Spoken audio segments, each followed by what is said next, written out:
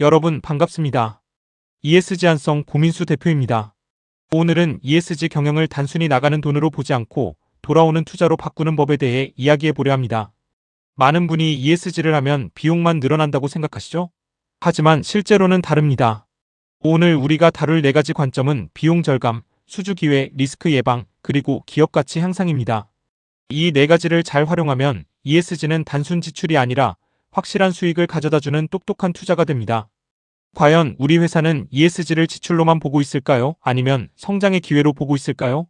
오늘 이 강의를 통해 그 해답을 찾고 당당하게 경영진을 설득하는 논리를 함께 만들어 보겠습니다. 본격적으로 강의를 시작해 볼까요? 오늘 강의는 총 4단계로 구성되어 있습니다. 우선 ESG를 수익 창출 관점에서 재정의하고 현장에서 경영진 설득이 필요한 실무자분들이 어떻게 이 논리를 활용할지 배울 겁니다.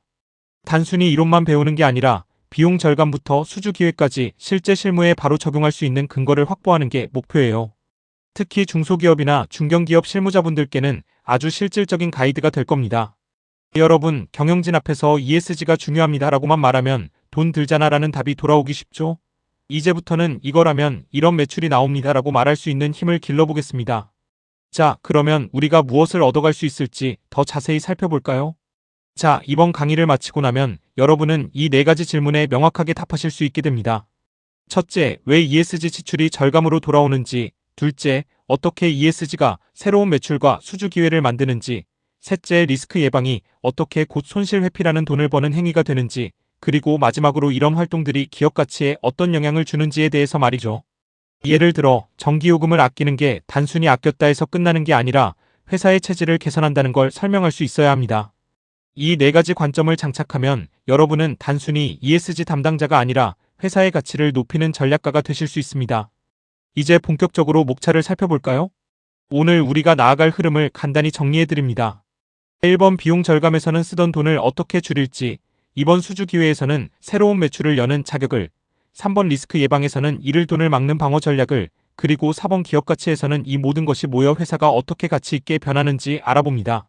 강연의 흐름은 왜 중요한지, 그 필요성을 짚고 개념을 이해한 뒤 실행하는 방법과 핵심 요약 순으로 진행할게요. 마치 투자를 할 때 꼼꼼히 살피듯 우리 회사의 ESG 현황을 하나하나 진단해보는 시간이 될 겁니다. 지루하지 않게 사례 중심으로 풀어드릴 테니 편안하게 따라와 주세요. 왜 지금 ESG를 투자로 봐야 할까요? 이제 규제는 현실이고 거래의 조건입니다. 2028년부터 시작되는 공시 의무화, 그리고 글로벌 공급망 실사, 이제 ESG는 선택이 아니라 필수가 됐죠. 여러분 생각해보세요. 수출하려면 이제 친환경 인증이 있어야 하고 대기업에 납품하려면 탄소 중립 리포트를 내야 합니다. 이걸 안 하면 시장에서 아예 퇴출당할 수도 있어요. 여기 그래프를 보시면 처음에는 ESG 활동을 위한 지출이 발생해서 비용 관점에서는 손실 같아 보입니다.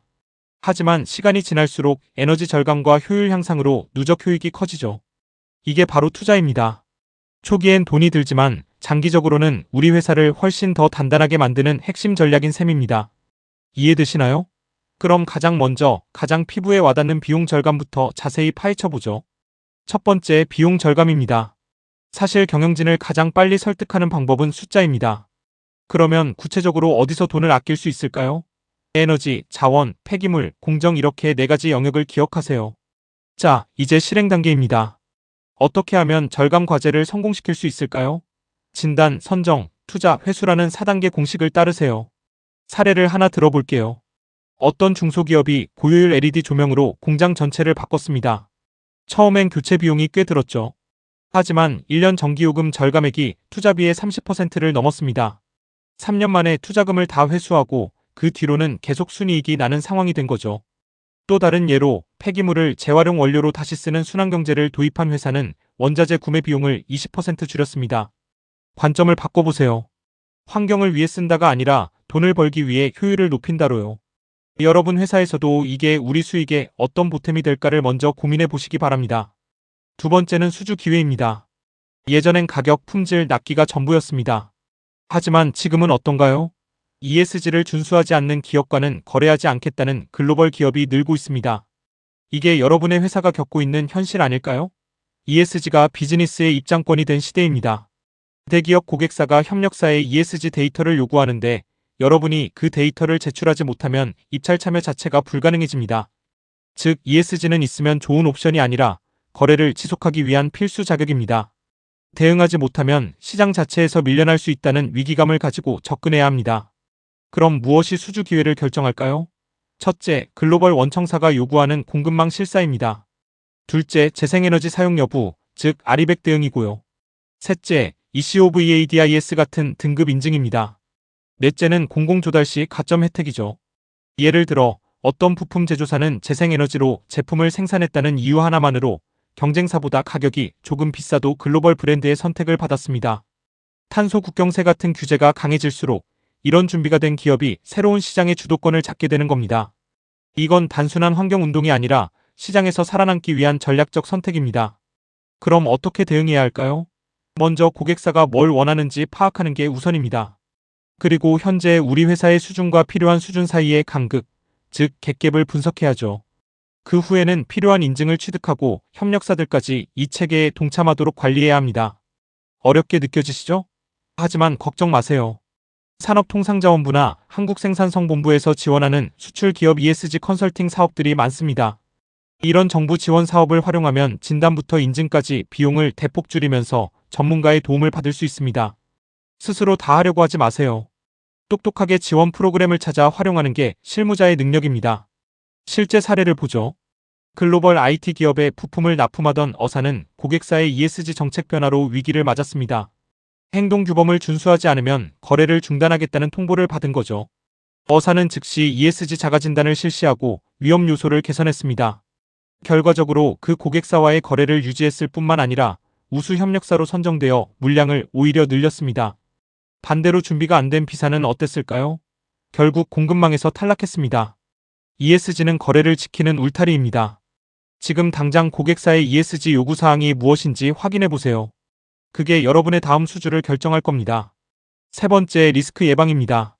여러분, 교통사고 예방이 눈에 보이나요? 아니죠. 하지만 사고가 안 났기 때문에 우리는 엄청난 치료비와 수리비를 아낀 겁니다. ESG 리스크 예방도 똑같습니다. 환경사고가 터지면 수십억 원의 벌금과 브랜드 이미지 추락, 심하면 폐업까지 갈 수 있습니다. 이걸 막는 건 회사 입장에서 보면 벌어들인 돈이나 다름없습니다. 특히 ESG 경영은 문제가 터지기 전에 징후를 발견해서 사전에 방어막을 치는 역할을 합니다. 예방은 가장 고차원적인 수익 창출 활동입니다. 한 번의 큰 사고가 회사를 무너뜨릴 수 있다는 점을 항상 기억해야 합니다. 예방해야 할 4가지 리스크는 무엇일까요? 규제 위반, 시장 평가 하락, 산업안전사고, 그리고 공급망 내의 불상사입니다. 요즘 법규가 얼마나 엄격해졌나요? 공시 의무를 어기면 바로 과징금이고 중대재해 사고가 나면 경영진이 형사처벌을 받습니다. 또한 환경이나 인권 이슈가 터지면 인터넷에서 순식간에 브랜드 이미지가 바닥을 치죠. 여기에 협력사에서 사건이 터지면 그 책임까지 원청인 우리 회사가 져야 합니다. 이런 리스크들은 운이 없어서 생기는 게 아니라 시스템이 없어서 생깁니다. 철저한 예방만이 회사를 보호하는 길입니다. 실행 방법은 단순합니다. 리스크를 목록으로 만들고 정기적으로 점검하는 겁니다. 예를 들어 공장의 안전 위험 요소, 협력사의 노동 인권 문제를 정기적으로 진단하세요. 그리고 문제가 발견되면 즉시 고치고 재발 방지책을 마련합니다. 1년에 한 번 정도는 외부 전문가를 통해 우리 회사의 ESG 수준을 실사받는 것도 방법입니다. 예방의 효과는 확실합니다. 규제 위반으로 인한 과징금을 아끼고 ESG 등급 하락을 방지하며 무엇보다 고객사에게 우리 회사는 안전하고 믿을 수 있다는 강력한 신뢰를 줄 수 있죠. 예방은 단순히 사고를 막는 게 아니라 회사의 신뢰 자산을 쌓는 것입니다. 네 번째, 기업 가치 향상입니다. 앞서 말한 비용 절감, 수주 기회, 리스크 예방, 이 3가지가 하나로 모이면 무엇이 될까요? 바로 기업의 종합적인 가치입니다. 여러분, 잘 관리되는 기업은 투자자들에게 어떻게 보일까요? 당연히 매력적이죠. 수익성이 좋고 매출이 안정적이며 리스크가 적은 기업, 바로 ESG를 잘하는 기업입니다. 이건 단순히 착한 기업을 말하는 게 아닙니다. 재무적으로 더 탄탄하고 지속 가능한 성장을 할 수 있는 기업을 만드는 과정입니다. 이제는 ESG를 통합 전략으로 보고 회사의 전반적인 체력을 키우는 데 집중해야 합니다. 왜 ESG가 기업 가치로 직결될까요? 첫째, ESG 등급이 높으면 금융기관에서 빌리는 돈, 즉 자본 비용이 낮아집니다. 둘째, 연기금 같은 큰손 투자자들이 ESG 우수 기업에 투자합니다. 셋째, 투자자들의 신뢰가 쌓이면 주가도 오르죠. 넷째, 책임 경영을 하는 기업이라는 브랜드 가치가 고객 충성도를 높입니다. 예를 들어 같은 제품이라도 ESG를 고려하는 기업의 제품을 사고 싶어하는 소비자들이 늘고 있습니다. 자본시장은 이제 숫자로만 회사를 평가하지 않습니다. ESG라는 비재무적 성과가 결국 재무적 결과로 나타난다는 걸 알고 있기 때문입니다. 그럼 가치로 연결하는 실행 전략은 뭘까요? 가장 중요한 건 성과를 재무 언어로 바꾸는 겁니다. 탄소를 10톤 줄였다가 아니라 탄소 배출권 비용 1억 원을 아꼈다고 말해야 합니다. 또한 ESG 활동을 투명하게 공시하고 그린본드 같은 ESG 금융을 적극 활용하세요. 그린본드로 조달한 돈은 친환경 프로젝트에만 써야 해서 자금 용도가 투명하고 발행 과정에서 우리 회사의 ESG 등급이 자동으로 홍보되는 효과가 있습니다.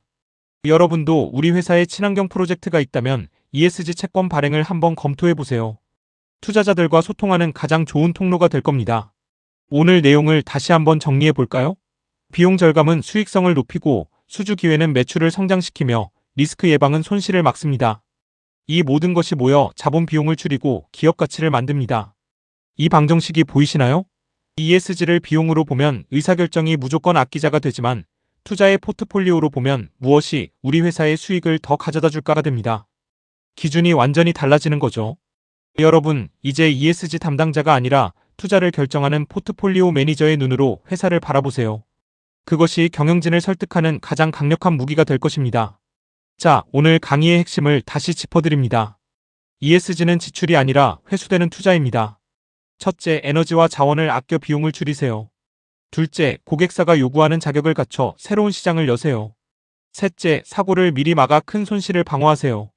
이 모든 것을 통합해서 기업 가치를 높이는 것이 우리의 목표입니다.